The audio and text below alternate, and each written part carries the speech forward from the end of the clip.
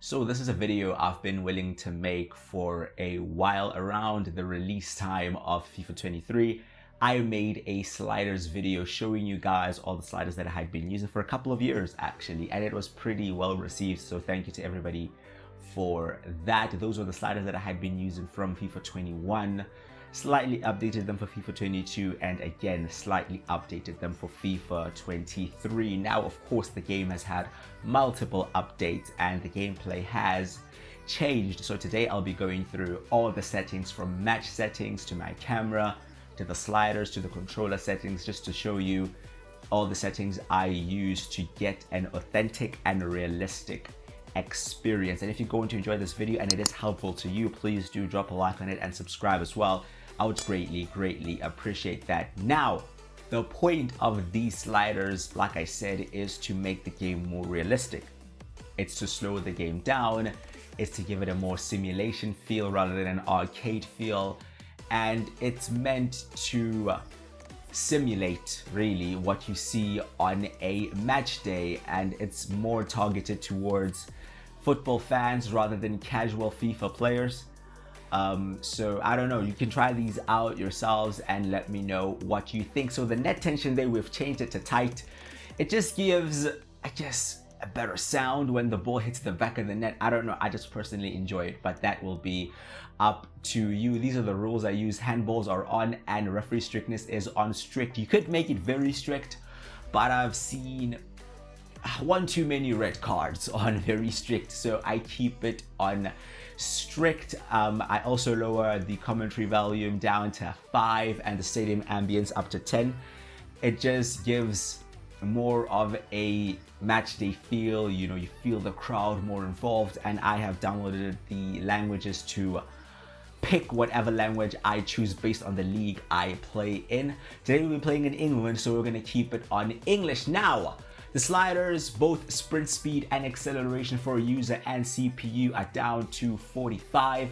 Shot error and pass error, again for both user and CPU, are up to 65, making it a bit more difficult to get those passes connecting.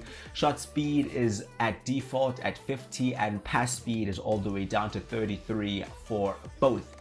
Injury frequency is 80 and severity is 30 for both user and CPU. Goalkeeping ability is up to 65 for both user and CPU, and the marking actually is down to 52. I had it on 53, but yeah, it got a bit too much. You saw very unrealistic tackles and the animations got a bit clunky. That's one you could really play around with for your own personal preference. Maybe around 51, 52 is the sweet spot. Run frequency for both user and CPU is 10. Line height is at default. Line length is both at 35. Line width is also on default on 50, and fullback positioning for both user and CPU is on 30. First touch control error finally is up to 65, just making it a bit more difficult to control the ball. Now, as for controller settings, the competitor master switch is off, and you'll see contextual agile dribbling, auto clearances, auto flare pass, auto shots, and assisted headers are all off. The competitor master switch is only off because we want to have the jockeying on assisted. I normally have it on manual, but for some reason in FIFA 23 it's very difficult to win the ball back, especially in 1v1 defending situations. So we have it on assisted, but if you wanted to make a bit more difficult, you can have it on manual. Some of these are also pretty much personal preference, well, except for the through pass assistance, it's on semi. You'll see that most of my passing is either on semi or manual, and if you take that and you couple it with the higher pass error from the sliders, it gets very difficult to pass the ball about, especially for through balls. Like I said, some of these are all personal preference, but we have ground pass assistance on semi, we have shot assistance on semi, and we have cross assistance on fully manual. Crossing and lob passing are on manual, and I actually prefer these because they give you more control on where exactly you want to place the ball. It gets tricky and it takes some adapting to, especially with the power you place on crosses and long balls, but once you get a hang of it, it's pretty cool to use. Now I'm going to be showing you guys multiple game situations and different types of games here to show you exactly how the sliders look. You can tell already the game is much slower than the default game. You really have to pick your passes, and you are more methodical and more intentional with everything you do. It's not just about spamming the ball about. You have to be very careful, and you have to take care of the ball when you're in possession, because sometimes it's very difficult to win the ball back, especially against one of the better sides. And that's exactly what you want to see. You want to feel that jeopardy when you lose the ball, and you have to really work hard and grind to win it back. So that's what we're trying to simulate here. We are playing as Everton against Arsenal, so I guess a lower table team against a higher table team, so you're expecting them to have more of the ball and to find it difficult to get the ball off them, like you saw there, getting a shot away. But Jordan Pickford there making it the save for us. So you can see they can still move the ball around quite quickly around the box, but it's not the normal unrealistic one-touch play that you'd see with the default settings. And you can see there the pressing from Arsenal, us losing the ball at the back. That's another added element. You don't just pass the ball around for the sake of it at the back, because if you're playing against a team that press highly, you do run the risk of losing the ball at the back, and that may lead to goals. You can see our defense is a bit unsettled here, a bit of a counter attack going, but that's a good interception there to try to get us forward. You can see this game we're struggling to get into Arsenal's half. We have to go for a long ball there because they are pressing us very highly, but the long ball does work and we find some space to get forward here.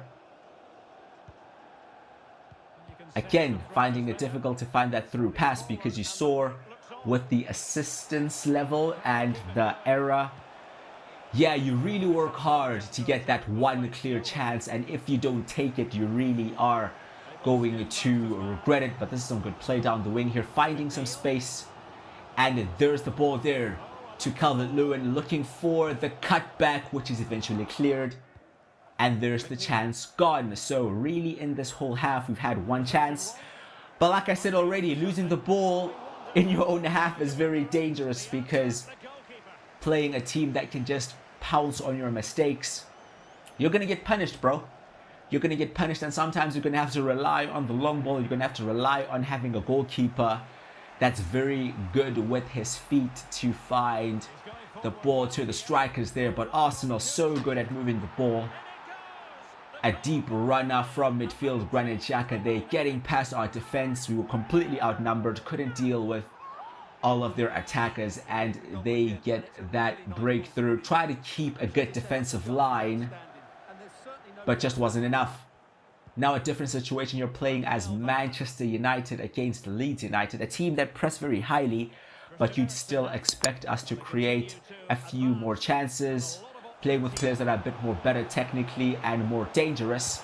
And you can see already creating chances still early in the game, but Leeds have a lot of pace in their attack, so on the counter they may be dangerous. We're also trying to press very highly and show you the other side, where we are the team that are trying to win the ball high up the field there. And you can see there, just about in our half, we win the ball back, and the plan is to make it very difficult for Leeds to even get a sniff of our goal and pin them back and rattle away some chances. But they are also a very physical side who are very direct in their attack, so there are points where we're going to have to defend, like right here with Aronson on the ball, trying to find the space. They're not quite finding it, and forcing Aronson to take a first-time shot, which he absolutely scuffs.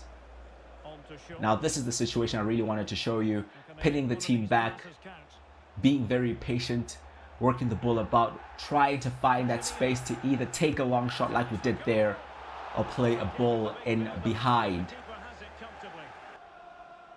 A different situation again now with Manchester City, really the epitome of a possession-based team, playing against Tottenham, a team that also love playing on the counter-attack.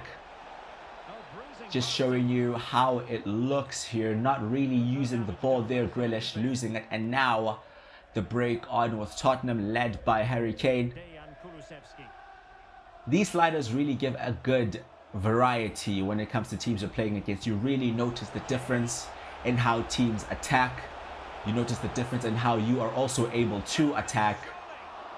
Because I found that on the default settings, every team attacks the same way, every team defends the same way. And that's not really realistic, is it?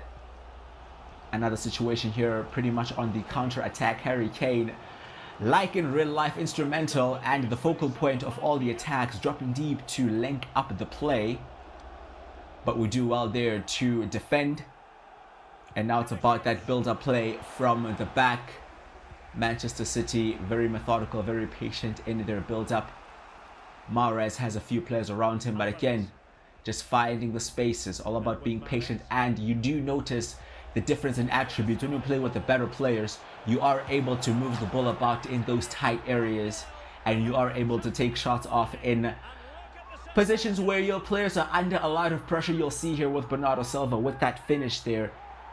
He was absolutely closed down, but stats such as composure, ball control, they really come into play here, because you can see that the defender is all up his back, but he still has the composure to hold him off and find the finish there.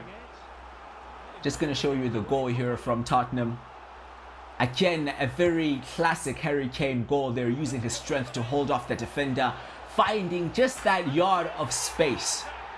And that's the thing with these dangerous strikers. You give them that yard of space, you are going to get punished. And that was bad defending on my part, allowing him to take that touch. You can see there, Ake not closing him down, and you do get punished for that at the near post. It's just the power that beats Edison, and Tottenham pull one back. Again, losing the ball here, not a good pass out from the back, and very direct on the break there. And that's just some individual brilliance from Son to get away from two players and finish brilliantly. And here is the replay. Was looking for the pass there to Mahrez. Perisic, good interception from him. Winning the ball just in our half here and moving it quickly. Højbjerg, you can see that just the space left there by Rodri drifting wide, finds Kane. Kane very direct with his play, finding Son a bit too tight on him there, and he just uses his body to get away from Akanji to find the space there. Rico Lewis trying to slide in, and that just ball knocked away from him. And well, he's through on goal. Edison a bit late to react, to come out to try and smother the play, but there is the finish to make it 2 for Tottenham. The final game I'll be showing you is Brighton against Liverpool, showing you, I guess, a different type of game again. A team that plays similarly to Manchester City and Brighton, look at dominate the ball, but of course not having the quality that City have, playing against a team that do have quality, slightly out of form in real life, but still look to press very highly and be very direct. Absolutely terrible though from kickoff from Liverpool there. And Kairo Mitoma, a man in form, continuing that in game, just finding the space, nobody trekking the run, and from kickoff we take the lead in this game. Just good wing play, spreading the play, and Trent, rather typically at the back post, does not track his runner, and Mitoma finds the space there, and an absolutely beautiful finish. So Liverpool kick off again. We'll see how they play in possession. They always try to get their fullbacks high up the field. They are going through a bit of a bad spell, especially with their midfield. They're losing the ball again. Very strange how they're playing at the moment. And here as well, back in behind again. And this is when you'll see that rule for handballs being on come into play. Van Dijk there very clearly using his arm to block the shot there from well back, and a penalty will be given. They have updated the game a couple of times to improve the logic of handballs. In the beginning of the year, I had them off for penalties because you just get a penalty in every single game, and it really wasn't an enjoyable experience. But now I have to be honest and say they have improved the logic, and the penalties you do get more often than not are genuine penalties. Now a bit of build-up play here, just to show you how patient you can be with the build-up, especially with a team that look to press. You draw them out and try to find the spaces. Of course, also having a goalkeeper who is good with his feet is beneficial. But here come Liverpool again. Thiago to Robertson there. Again, composed under pressure, not panicking. Just finding the open man. You can hear even the boos around the stadium. At the moment, the Liverpool fans not happy at all with what they're seeing.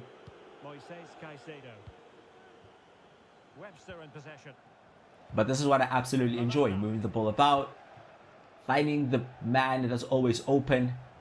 And in the final third, trying to be a bit more direct. Not quite working out there. And an injury to Alexis McAllister.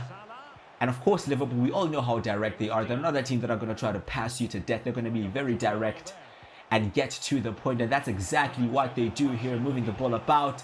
A block there, but fortunate enough, it makes it all the way to Salah. And he gets the goal to pull him back for Liverpool. Again under pressure here. Still not panicking. Trying to really play the way Brighton do play in real life. Kaira Mitoma, a very direct player, picking up the ball, driving forward into the box. But Fabinho, very good recovery from him, but not very good ball retention from him. Losing the ball in a very dangerous area, and Mitoma finds a bit of space, but Alisson is there. That's the thing, man. When you come up against genuinely world-class goalkeepers, you really have to work for your goals. You basically have to get a tap in or an absolutely amazing finish, like we just get right there from the header by Danny Welbeck just before halftime. Very good corner, rising up high. You actually see here that Alisson gets a touch on it, just not enough to get it away from goal. And that's going to be the last play we show you. I hope that you guys do try these sliders out, all these settings. Like I said, they're meant to give the game a bit more of a realistic feel, to slow the game down and to give variety in the types of games, which I hope you have seen in today's video. Try them out and let me know in the comments what you think. Drop a like on the video if you have enjoyed it, and please do subscribe as well. I would greatly appreciate that. I've been Quick Crusher. I'll see you guys next time.